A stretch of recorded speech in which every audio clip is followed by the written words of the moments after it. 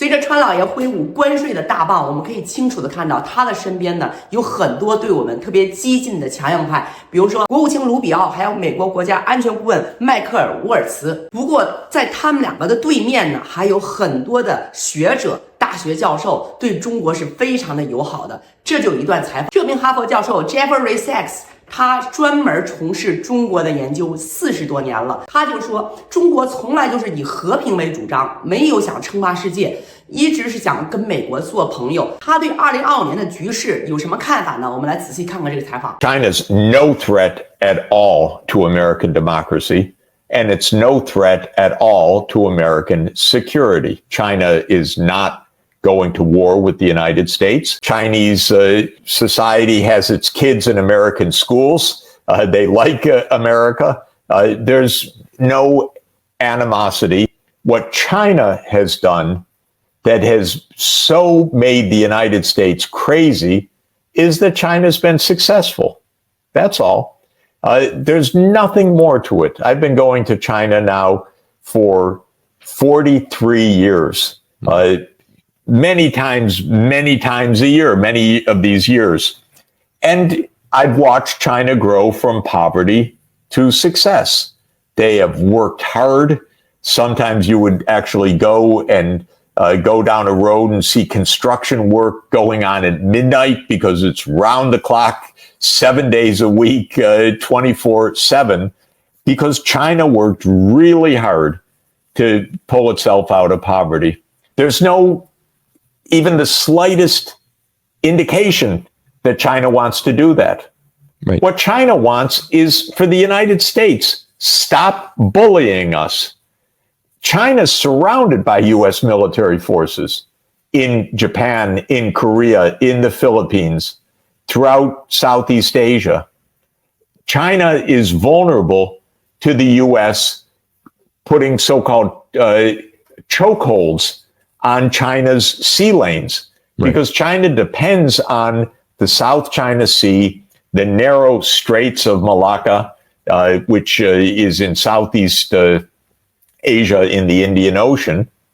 And the United States talks openly about these being choke points. Right. We could stop the flow of energy to China. We could stop the flow of food imports to China.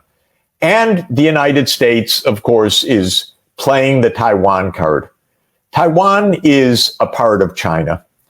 Interestingly, the Taiwanese say so. The Republic of Taiwan says so. The People's Republic of China says so. They disagree about who should run the place because they had a civil war going back to the 1940s. But both of them said, yes, this is one China.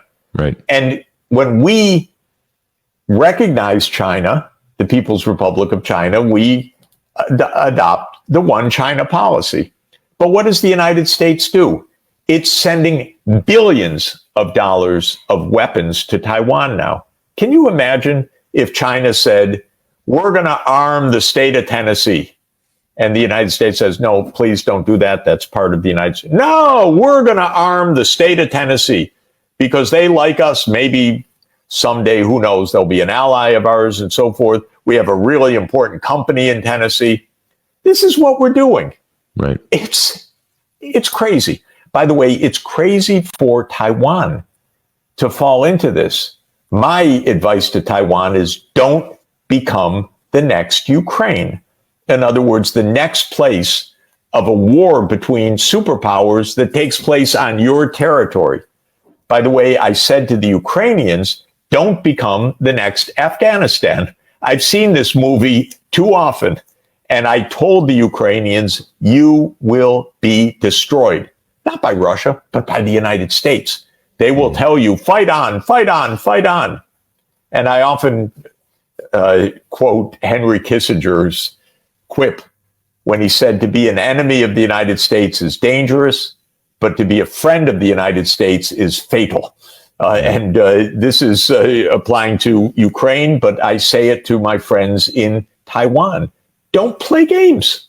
Right. Don't play games. Don't think the United States is going to be able to save you. It's no way. But it could destroy you if a war breaks out. And so don't take weapons from the U.S. That's not how to get security. That's how to end up in a war. Well, if they say, yes, we're going to defend Taiwan in a war, and then the Taiwanese would be so completely reckless and naive as to declare independence, which some probably would want to do, that's a great, brilliant way to start World War III. Right. Absolutely. I mean, it's unbelievable how irresponsible people in Washington are, especially Congress, but not just Congress. We're seeing it everywhere. Talk of war as if it's nothing. What a game. Against a nuclear superpower with 4 times our population in their neighborhood, after all. When everyone knows, by the way, what's an aircraft carrier going to do chugging along in the ocean when China has hypersonic missiles? Well, everyone knows that this makes no sense at all. But the bravado, the recklessness of it is absolutely stunning. And we see all over the place, like in the New York Times, a recent story about the U.S. preparing for war with China. Are you kidding? Mm-hmm. And that story didn't question it at all. I would say it's insane, this whole concept. Then we have the U.S. Navy putting out its plans, saying we have to be ready for war with China by 2027. Oh my God, are there any adults anywhere left? Right. Is this are they playing? Are they playing Risk? Are they playing some video game? Right. Or are they just playing with our lives with abandon? Our economy depends on China. Their economy depends on us. Not to every dollar or yuan, but for our prosperity. This has been a tremendously beneficial two-way trade. Right. By the way, the first principle of international economics, which I have taught for 44 years, is mutual gain. Yeah. Trade is not about one side winning and the other side losing. That's how generals think.